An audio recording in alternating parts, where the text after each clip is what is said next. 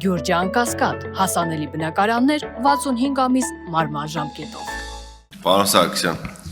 անցած տարի 2025 թվականին Հայաստան վերադարձած տղա ունենք, ում 27 տարին լրացել է 2025 թվականին եւ ցանկանում էր սահմանված կարգով վճարել եւ անցնել կրճատ ժամկետով ծառայություն, սակայն ինչպես գիտեք 2024-ին ընդունված օրենքը տարածվում էր օրենքի ընդունման պահին 27 տարին լրացած տղաների վրա, բայց մեր ազգությամբ PSD տղան հաստատի չի ունենում հնարավորություն ծառայելու ու դատապարտվում ազատազրկման 2 տարի ժամկետով։ Ու պատիժը մտել է ուժի մեջ դեկտեմբերից արդեն 6 ամիսա կալանքի մեջ է գտնվում։ Բայց մեր քաղաքացին ցանկանում է մյուս 27 տարեկանների նման վճարել 8 միլիոն դրամ եւ ծառայել 1 ամիս ժամկետով, անկախ նրանից, որ արդեն 6 ամիս պատիժ է կրում Սևանի քրեակատարողական հիմնարկում։ Հիմա ինչպես է կարծում, կարող ենք մենք հիմա առաջինից երկրորդ ընթերցում այս փոփոխությունը կատարել, քանի որ արդեն բոլոր 27 տարեկանները կարող են օգտվել այս օրենքից։ Այսինքն եթե ինքը հիմա վերադառնար, կարող էր հանգիստ օգտվել, բայց քանի որ մի տարի շուտ է վերադարձել, հիմա գտնվում է կալանքի մեջ։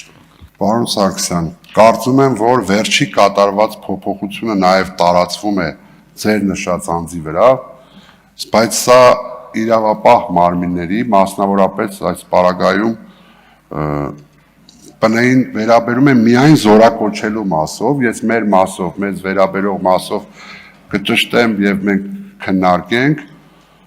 եթե կա օրենքի բաց, ապա անպայման